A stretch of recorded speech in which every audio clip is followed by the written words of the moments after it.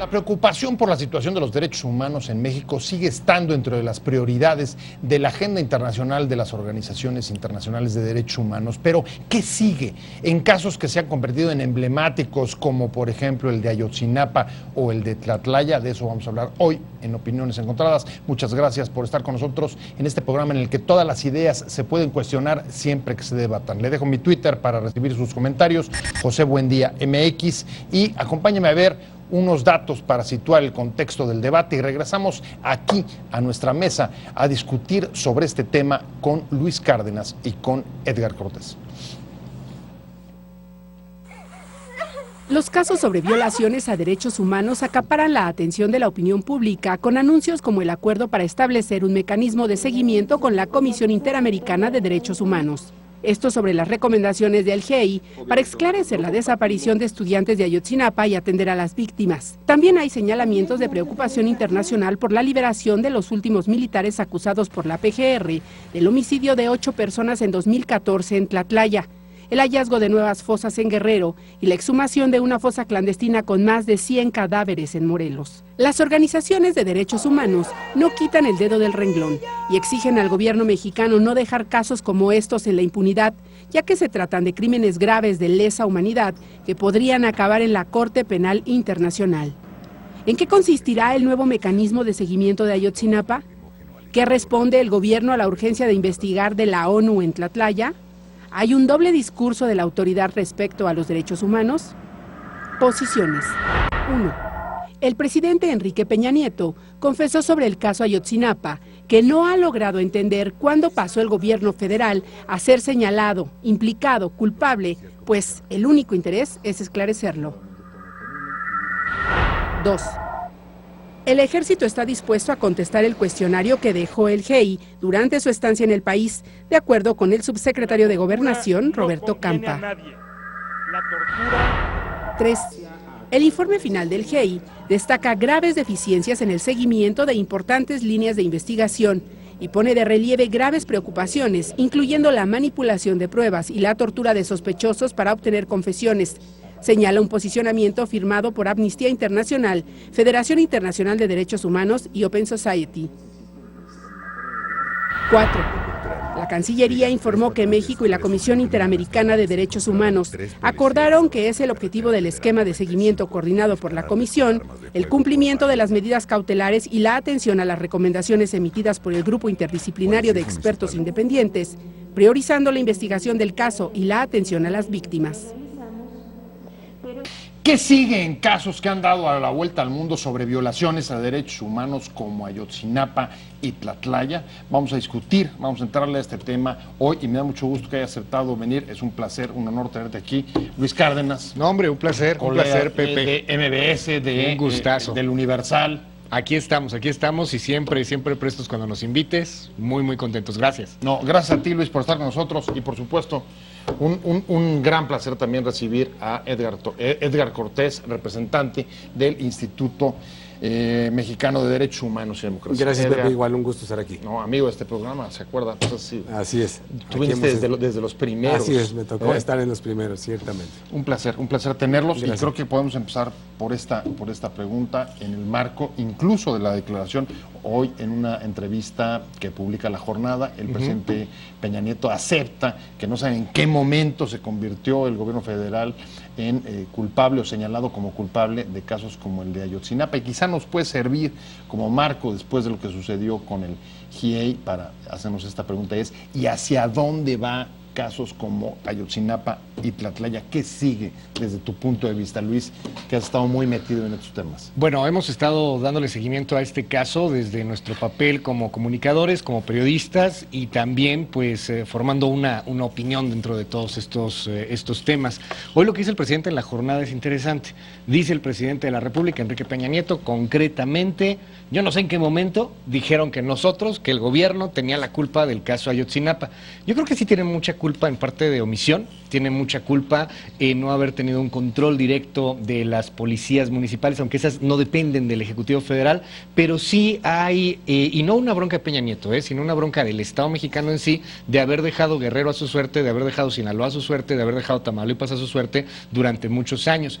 Ahora, el problema que yo veo en el caso de Ayotzinapa, y concretamente el problema que al menos comparto yo con toda la opinión y con todos los televidentes en estos momentos, pues fue que este grupo de expertos independientes vienen traídos dentro de un acuerdo internacional con la Comisión Interamericana de Derechos Humanos, y creo que hay un largo trabajo en donde toman una postura más política que de investigación, en donde llevan este tema a una confrontación política con el Estado mexicano, que no quiere decir que el Estado mexicano sea intocable, tiene violaciones de derechos humanos, tiene muchos problemas, pero el asunto es que este grupo no era independiente, y está bien que no haya sido independiente, pero tomó una bandera política, y esto pues ya no se hizo tan abierto ni tan transparente, ¿no? Me pones dos preguntas sobre la mesa, déjame ir con Edgar a la primera. Desde tu punto de vista, no sé si compartas la responsabilidad, o en el momento en el que se convierte en responsabilidad o acusado como culpable el gobierno de Peña Nieto sobre el tema Ayotzinapa, es, dice Luis, por la omisión, por haberse retirado en muchos de los estados del problema, es decir, por un vacío de poder, no sé si incluso negligencia, o vacío de poder, y del Estado mexicano, no nada más de Peña Nieto. Yo creo que es para cierto, extenderlo. Aunque tal vez ampliaría, porque creo que el gran problema es que tenemos una crisis de largo plazo de nuestro sistema de justicia, que se ha venido deteriorando. O sea, hace 8 años prácticamente hubo una reforma a la Constitución para generar un nuevo sistema, y ahí ya había un reconocimiento de nuestros problemas: falta de capacidad de investigación de nuestras procuradurías, falta de controles sobre lo que hacía el Ministerio Público, es decir, los necesarios contrapesos, falta de independencia de las mismas fiscalías. Entonces la lista era muy larga. O sea que no, en todo caso no fue por no haber sabido o haber tenido la información sobre la situación. Exacto, y yo creo que también fue porque no hubo desde el primer momento, desde el primer día de este gobierno, un plan claro de cómo seguir el proceso de implementación del sistema penal acusatorio, o dicho en otras palabras, cómo reconstruimos la justicia en México. Me parece que ese es nuestro gran... Pero ese ha sido el problema con el presidente Calderón, con el presidente Fox, con el mismo presidente Zedillo. O sea, el presidente Zedillo en agosto del 98 anuncia una reforma a nuestras policías y a nuestros sistemas de justicia, y desde entonces estamos renovando, pero en una renovación discontinua, y entonces llega un momento en que nos hacen crisis, como el caso Bueno, ahora. eso explica un poco la segunda parte de la intervención de Luis, y es el acuerdo para la participación del grupo de expertos independientes, Claro, que en el caso de Ayotzinapa. En el caso de Ayotzinapa, pero ¿Compartes las valoraciones? No, porque yo creo que ciertamente, en mi opinión, y si uno revisa los dos informes, lo que hay es evidentemente un trabajo técnico. Nadie niega que tienen, sin duda, una simpatía. O sea, segundo, creo que el otro tema y me parece que en el fondo lo que habría que preguntar es, ¿qué necesitamos para reconstruir de fondo nuestro sistema de justicia? ¿Nos bastan nuestras instituciones o requerimos un apoyo de la comunidad internacional que venga a cooperar con nuestras instituciones para remontar nuestras deficiencias? Me parece que ese es el fondo de la pregunta. ¿Podemos solos o necesitamos una cooperación? La pregunta la estaría... A ver, Luis, yo tendré una diferencia aquí con Edgar, porque dices Edgar, y digo, respetable todo este asunto, dices, es que vinieron a hacer un trabajo técnico. Yo leí, yo creo que tú también leíste el primer informe del grupo de expertos independientes. Perdón, era una vacilada tener a un José Torero que dedicaba 25 hojas, 26 hojas aproximadamente a estar debatiendo una entrevista periodística que hace un colega, Esteban Iliades, a John Dehan, un experto en fuego. Y le dimos en la torre al asunto de una investigación que puede estar mal o bien hecha por la Procuraduría General de la República, pero yo digo que le dimos en la torre a llevar una de las tragedias más lacerantes en la historia de nuestro país, a convertirlo en el debate de si es o no es posible quemar a 43 personas en un terreno a campo abierto. Y ves las cuestiones técnicas, a ver, dicen los expertos, con José Torero, al que contrataron, que no es posible poder quemar a estas personas, pero José Torero nunca está en el lugar de los hechos, no está más de 20, 25 minutos en el lugar de los hechos, no utiliza los peritajes, no utiliza tampoco las herramientas de tierra que se encuentran por ahí para poder determinar si había o no había habido un incendio. El otro tema, la cuestión técnica que apareció después con los satélites, las fotos de los satélites, decían es que las fotos de los satélites muestran que hubo un aguacero, sí, en Iguala, no en Cocula, que está a una distancia más o menos considerable, y aún así la foto del satélite está totalmente nublada. Yo no descalifico a una bandera política, al contrario, creo que es muy respetable. Lo que sí creo es que... O sea, es que hubo manipulación. Pues es que sí, o sea, si vienen de otro lado, pues que entonces que nos echen la mano y que sí vengan, y que sí se aporte. Yo estoy de acuerdo, o sea, creo que un gran tema fue que finalmente hayamos volvido el caso Ayotzinapa a un debate sobre el tema, o sobre un único aspecto, si se pudieron o no quemar. O sea, cuando en realidad el tema es mucho más complejo. O sea, esa sería una parte de la investigación, qué pasó. Pero la otra es, hay mucho antes, o sea, ¿cuál es la implicación de las policías municipales, de los 3 municipios que están alrededor? ¿Cuál es la vinculación entre estos policías y las autoridades electas municipal? ¿Cuál es la relación entre estas policías y las autoridades con otros niveles de gobierno? La credibilidad o de la desconfianza en nuestras instituciones.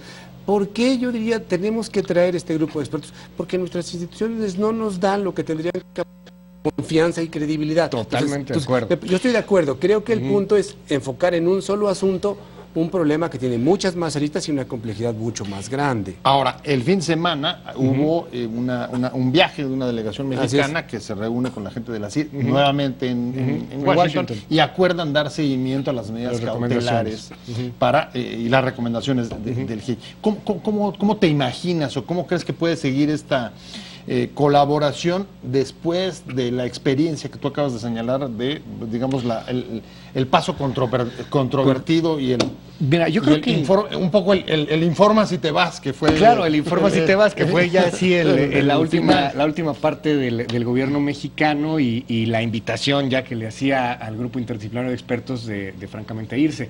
Yo antes de entrar a este tema, yo tocaría aquí este punto que tiene que ver, insisto, con algo que creo que coincidimos. Al gobierno mexicano no se le cree absolutamente nada, ni al gobierno, ni a los legisladores, ni a los policías. Los militares pues están muy bajos en niveles de confianza. Hay una crisis de confianza, claro. Pero esa crisis de confianza te lleva a pensar que todo lo que está fuera de nosotros es muy bueno. Perdón, hay peritos mexicanos que son mucho mejor que los peritos argentinos. Hay una escuela de criminología en este país maravillosa y fortísima. Hay además pues también investigaciones que se pueden realizar y que no tenemos que estar llamando necesariamente a un grupo de expertos. Yo no lo hubiera llamado. Yo no lo hubiera llamado. El seguimiento estarías... A partir de ahora incluso dirías, no, ya los llamamos, vámonos ya a seguir. Ya los llamamos y tenemos una obligación y tenemos tratados internacionales que nos obligan a tener que dar seguimiento a estas recomendaciones. Uno, obviamente el grupo pues no puede regresar, hay que investigar con mayor profundidad las preguntas planteadas hacia el grupo de expertos independientes, a los militares que lo plantearon mediáticamente, pero al final ya de manera procesal jurídica no se pudo plantear a ciencia cierta. Y hay un tema que a mí sí me da mucha tristeza, que el Estado mexicano no esté haciendo el papel que tiene que hacer, porque el grupo de expertos independientes, vamos a darle, que a mí me cuesta mucho trabajo, pero dándole un poco de confianza, entrevistó al alcalde de Iguala y se quedó con la entrevista. ¿Qué declaraciones le dijo el alcalde de Iguala al grupo de expertos independientes? No sabemos, pero ellos se quedan con esta entrevista y con esta información, porque es además parte de los mecanismos de protección de estos grupos independientes que tienen un interés político también, que tienen un interés de estar con las víctimas, que se vale, insisto, pero que no son independientes. Entonces, queremos un tercer peritaje, deberíamos tener un tercer peritaje o una investigación de un grupo realmente independiente si a eso nos fuéramos, pero el GIEI, pues creo que no lo fue. Dar seguimiento, pues tenemos que darle seguimiento a como el Estado mexicano lo considere, ¿no? Un poco lo que diría Luis, y lo interpreto es, bueno, pues hay que seguir con la colaboración con la Comisión de Derechos Humanos ya, porque no hay más remedio, porque ya se firmamos. Ya se firmamos. Pero ¿Tú estarías de acuerdo? Sí, pero digamos un poco a regañadientes. No necesariamente, simplemente porque se deriva esta cooperación del grupo de expertos de una obligación más amplia, que es nuestro compromiso con la Convención Americana de Derechos Humanos, y entonces de ahí ahí se deriva. Entonces yo creo que el tema ahora, creo que el punto del seguimiento, creo que yo diría, habría que verlo cuando menos en dos planos. Creo que uno es el seguimiento de las recomendaciones a propósito del caso específico Ayotzinapa y lo que hay detrás, que es en el fondo una serie de planteamientos de tenemos que modificar mucho de lo que tenemos hasta ahora y disponemos en el tema de investigación.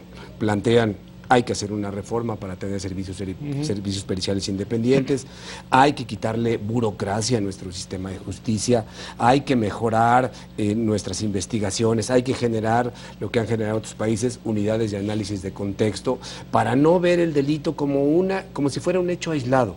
Digamos, Ayotzinapa tiene esto y es muy doloroso, 43 de estudiantes desaparecidos, pero si lo extrapolas tenemos 27,000 personas desaparecidas. Bueno, y entonces el tema es qué vamos a hacer finalmente para encontrar a las 43, pero a los 27,000. O sea, hay miles de familias en este país que tienen la misma pregunta. ¿Qué pasó con mi familiar? ¿Dónde está? ¿Quién se lo llevó? Y viven exactamente con la misma angustia. Entonces, la gran pregunta es cómo lo hacemos. Ahorita Exacto. tienes Tetelcingo, Exacto. fosas ahí que el gobierno de Graco Ramírez hace propias. Es Tetelcingo en Morelos, Tetelcingo pero en también Morelos. un caso que parece casi paradigmático, hasta donde yo entiendo, ustedes me corregirán, pero el asunto, por ejemplo, de Tlatlaya, la liberación de los 3 militares que estaban detenidos, es por una mala presentación de la acusación por parte de la PGR. De la Procuraduría General de la República, sí, Tlatlaya. Y el tema de Tlatlaya. En Tlatlaya. efecto, la PGR presenta pruebas inconsistentes, Edgar, hasta donde sabemos, y eso permite la liberación de los 3 militares. ¿Cuál es tu opinión? Hablábamos hace rato del sistema de justicia penal, Sí. el nuevo sistema de justicia penal que vendrá, un sistema de juicios orales, para resumirlo, contra el sistema que tenemos hoy día, muy derivado del derecho romano, ¿no? Escrito Formal. todo muy formal, muy cuadrado, traemos leyes anacrónicas del siglo XIX. Una de las máximas Opaco, en latín, corrupto. dura lex, Sí. sed lex. La ley es dura, pero es la ley. La PGR, yo no sé si no quiso presentar las pruebas en el caso Tlatlaya o si las presentó mal porque hay una sobrecarga de trabajo. Como sea, hay una orden judicial, hay una Pero absolución. eso se puede creer en uno de los casos emblemáticos de violaciones de derechos humanos más espinosos que hemos tenido Es que en la aquí- historia del aquí te país, va- porque aquí te tienes va un tema. involucrados militares, de verdad. A ver, yo me voy a tener Ajá. una bronca aquí en estos momentos a los tuiteros, @Luis Cárdenas MX. Ponga mucha atención, por favor. A ver, ahí le Yo pueden... no creo que haya habido violaciones de derechos humanos en el caso Tlatlaya. ¿Qué es lo No que crees creo que que pasó haya, en o sea, Tlatlaya? lo que pasó fue que un grupo de militares, un batallón que no estaba completo, llegó a una bodega en Tlatlaya, fueron recibidos a balazos y los militares respondieron a balazos. En este país tenemos un grave problema de seguridad y sacamos a los militares a hacer tareas de policía civil. A mí me preocuparía, y me preocuparía muchísimo, que hubiera habido una baja de militares sobre elementos o sospechosos de delincuencia organizada. O sea, lo que estás diciendo fue una confrontación. Fue una confrontación y el ejército, si tienes una confrontación y le disparas al ejército, le disparas a un soldado, pues perdón, debe haber protocolos, debe haber muchas cosas, pero el ejército no es policía civil y el ejército muy probablemente va a reaccionar y te va a matar. Más si le estás tirando a matar. Hay que tomar en cuenta que la primera persona que cae en el caso Tlatlaya es un sargento, el sargento justamente que estaba encargado de toda la cuestión médica. Sí. Él cae, no es abatido, no es muerto, pero él cae y hay un momento de adrenalina y de muchas cosas. Los que nos ha tocado por alguna u otra razón estar en medio de una balacera, en medio de una confrontación, sabes que no es una cosa sencilla, ¿eh? O sea, están tirando a matar y van a tirar a matar. Ahora, que pudo haber habido un exceso de fuerza, quizá al momento de disparar, sí. Que llegaron, los fusilaron, los mataron, los hincaron, ya se habían rendido. Si fue eso, ¿por qué dejaron a 3 testigos? O sea, hubieran matado a todos, hubieran desaparecido todos. A ver, creo que aquí Sí. va a haber... Creo que aquí sí va a haber creo que debate. es un punto de discrepancia, Edgar. Así es. Bueno, es cierto, creo que el gran tema me parece que por un lado está en qué información tenemos y cómo podemos determinar si hubo tal cual un enfrentamiento o si fue un enfrentamiento inicial y es la otra hipótesis y una vez hecho ese enfrentamiento hubo algunas ejecuciones. Y creo que ahí está, digamos, la información que han estado sistematizando varios investigadores en la UNAM y en otros, que es lo que han llamado el índice de letalidad.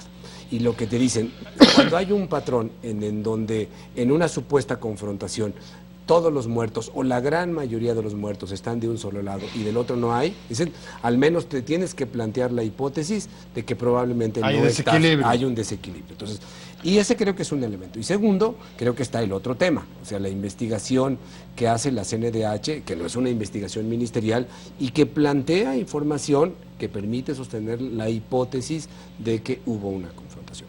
Ahora, el gran tema entonces está que cuando tenemos estas discrepancias lo que tendríamos que tener es la certeza de hay una acusación con una serie de elementos y evidencias y tienes un cuestionamiento del otro lado de la defensa frente a un órgano, en este caso, digamos, tercero, imparcial, que sería el juez. El asunto que tenemos con nuestro sistema, donde todavía se juzgó esto, que fue en el sistema antiguo escrito, es prácticamente que no sabemos qué fue lo que presentó el Ministerio Público, qué discriminó, qué presentó, qué dejó fuera. Esperamos que en el nuevo sistema eso nos ayude. Es un asunto opaco. Es un asunto opaco. Y entonces, bueno, es. pues no sabes, hubo una deficiencia del Ministerio Público, que sería una hipótesis. Otra hipótesis podría decir, hubo un buen trabajo del Ministerio Público y enfrente lo que hubo es un juez sumamente exigente, porque ahí convenía, que esa es otra situación que tampoco podemos saber. Entonces me parece que hay un tema, es que la opacidad nos impide poder generar una opinión como con todos los elementos. Ojalá que en algún momento tengamos... O podemos crear opiniones sin elementos. Híjole, a ver, ¿sabes? yo plantearía aquí este tema, vienes. el índice de letalidad, planteado por varios investigadores de la UNAM, muy respetables, por cierto, todos ellos. Sin embargo, hay un tema, insisto, no es lo mismo pelear con gente que está entrenada todos los días, entrenada y disparando todos los días desde muchos años, que con un cuate que está drogado, que era lo que estaba sucediendo en Tlatlaya, porque además de dar positivo en rodizonato, dieron positivo también las víctimas en drogas, o sea, estaban mal. No es lo mismo ese disparo. Ponemos otro caso, Tanuato, por ejemplo, ¿no? Tanuato, el asunto en donde también se especuló que había un exceso de fuerza. Probablemente puede llegar a haber un exceso de fuerza, eso tendrá que investigarse, pero de ahí a plantear Tlatlaya o Tanuato como otro 2 de octubre, que es lo que a mí me preocupa mucho, y me preocupa por un tema de derechos humanos, porque esto termina por desprestigiar a los mismos derechos humanos. No había ni siquiera una sentencia condenatoria en contra de los militares. Esos militares están absueltos. Sí, claro. Sin embargo, aunque esos militares están absueltos, si murieron en un enfrentamiento estos presuntos criminales, no sé por qué les tenemos que dar 50 millones de pesos a sus familias. Les vamos a dar 5 millones de pesos más a sus familias, a familias de gente que le estaba disparando al ejército. Cuando a la esposa de un militar, cuando se muere, no le dan absolutamente nada. A las personas a los que estos tipos torturaron, secuestraron, asesinaron, violaron, hicieron todo, no les dan absolutamente nada. Aquí hay un grave problema en torno a la defensa realmente de los derechos humanos, que creo que debemos de mantener y creo que tiene que estar como un contrapeso hacia el poder, y el otro elemento en donde ya hay un exceso de un tema de derechos humanos y que comienza a convertir víctimas y en algunos otros casos en mártires. Eso es lo que a mí sí me preocupa mucho en este asunto. Quizá esa es una de las discusiones más, digamos, más duras y difíciles que se han presentado en el país en los últimos. De acuerdo, y aquí últimos pondría tiempos, dos cosas. Yo creo que entiendo y comparto el hecho de que el tener a las Fuerzas Armadas en labores de seguridad implica una serie de problemas, como el tema de la regulación, el uso de la fuerza, etcétera. Y yo creo que ahí lo que hay que señalar es que este año estamos cumpliendo 20 años que los militares salieron a la calle y no hemos podido resolver la contraparte, que es el tema de las policías. Ese es un tema. Ahora, el otro tema, yo estoy de acuerdo, o sea, pero el asunto es que hoy no tenemos la institucionalidad, parecemos, cuando estamos frente a estos debates, frente a dos asuntos que podrían ser los dos posibles, es quién nos resuelve esa duda. Y entonces creo que no tenemos ese sistema que finalmente nos dé la respuesta de decir, esto fue lo más probable de lo que haya sucedido y en consecuencia esa tendría que ser las consecuencias derivadas en términos de responsabilidad. ¿No? Ahora, yo entiendo y creo que el otro asunto es el tema de las víctimas y de todo el asunto. Pero vuelvo, yo creo que el punto de la responsabilidad de lo que está pasando no es de los derechos humanos, es otra vez del tema de la deficiencia de nuestras instituciones en términos de funcionamiento. Y entonces lo que hemos venido haciendo es, en lugar de resolver nuestros problemas y generar nuestra nueva institucionalidad, lo que venimos es poniendo parches. O sea, ¿por qué tenemos que crear una comisión ejecutiva de atención a víctimas? porque nuestro sistema de justicia no funciona y no le resuelve su reclamo a las víctimas. Y lo que estamos generando es cada vez más institucionalidad, más cara, menos eficiente y no nos tiene satisfechos a nadie. Por eso creo que, volviendo a la pregunta de qué necesitamos, yo creo que tenemos que tomar en serio hoy que hay que reconstruir nuestro sistema de justicia. Y ese hay que asumir, es un proceso de largo plazo. No va a suceder mañana. Sí, porque digamos que una de las cosas que sí es un denominador común en todos estos casos, incluidos los 27,000 desaparecidos que obran en registros oficiales, es la impunidad. O sea, nadie es responsable de nada. Exacto. Ni nadie sabe qué pasó ni cómo pasó. Incluso nos faltan hasta las narrativas que nos expliquen por qué desaparecen 43 estudiantes de un lugar de Guerrero. Poco más de año y medio de Ayotzinapa y de Tlatlaya y aún lo que es un común denominador es, por supuesto, la impunidad, la falta de responsables y la falta de esclarecimiento ahí de los hechos. ¿Hacia dónde y qué sigue? Me quedé contigo, Luis Cárdenas. Mira, yo creo que para plantear algo y también poderlo definir muy bien antes de una conversación que da para muchísimo más. No, bueno, a ver cuando nos invitas, Pepe, a ver cuando nos vuelves a invitar. Para la invitación hecha, Luis, cuando quieras. Oye, pero yo creo que sí hay que plantear algo desde mi perspectiva, sin un afán de estar mancillando, de estar lastimando el tema de derechos humanos. No se trata de volver al fascismo, no se trata de nada por el estilo, pero sí se trata de tratar de marcar un discurso muy claro. Hay un discurso que ha utilizado una bandera opositora política, no necesariamente representada en partidos políticos, no necesariamente es Morena, no necesariamente puede ser el PRD, no necesariamente puede ser una oposición, sino una ideología y una cuestión social. ¿Social o de redes? De redes también, en donde sí ha permeado una idea de que un Tlatlaya, de que un Tanuato, de que un Ayotzinapa es un 2 de octubre y la cosa es bien diferente. Pero tú aceptarías, ¿hay una crisis de derechos humanos en este país? Sí hay una crisis de derechos humanos en el país, por supuesto. Independientemente de los casos. Independientemente de los casos, sí, por supuesto que la hay. Edgar. Sí, yo creo que en ese sentido, respecto de lo que hay que plantear, creo que me parece que habrá que dar el seguimiento a las recomendaciones del grupo de expertos, tratar de aplicarlas para llegar, pues en el caso concreto, a una explicación lo más creíble, fundamentada, no diría yo a la verdad histórica, porque incluso la Constitución habla que el sistema penal, uno de sus objetivos es esclarecer los hechos, es decir, dar una explicación fundamentada y razonable de qué fue. Es una narrativa, explícame por qué desaparece gente en mi país, así de sencillo. Y luego, aunque haya habido cosas que ya sepamos sobre Guerreros Unidos, por ejemplo en el caso de Claudia, pero ¿por qué llegar a eso? Exacto.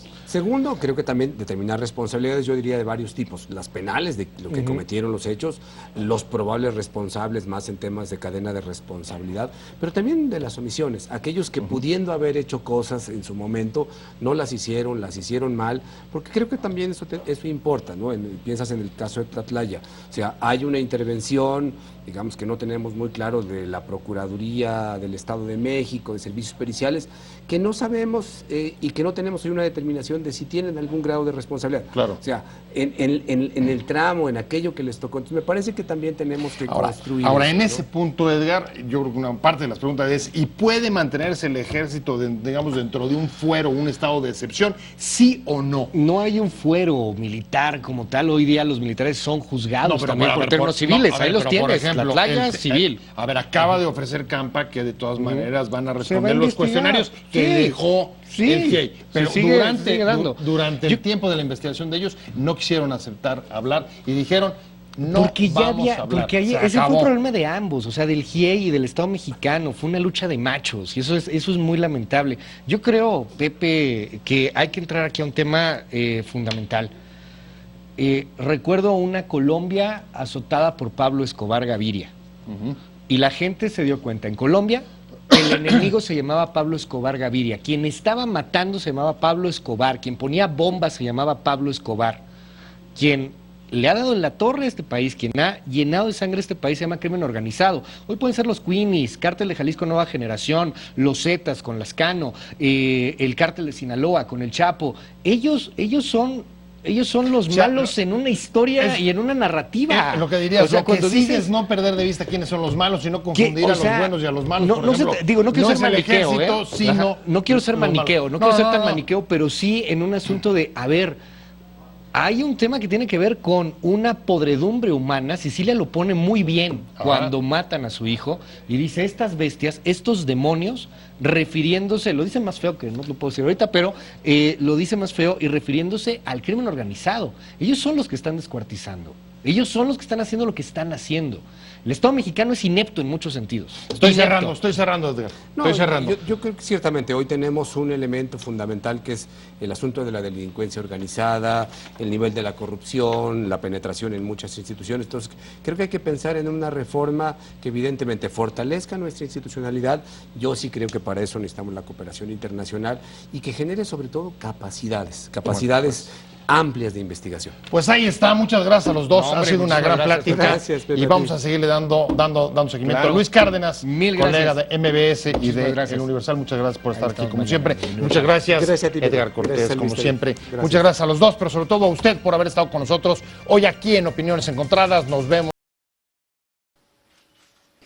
Te invitamos a seguir cuestionando la información con los siguientes videos.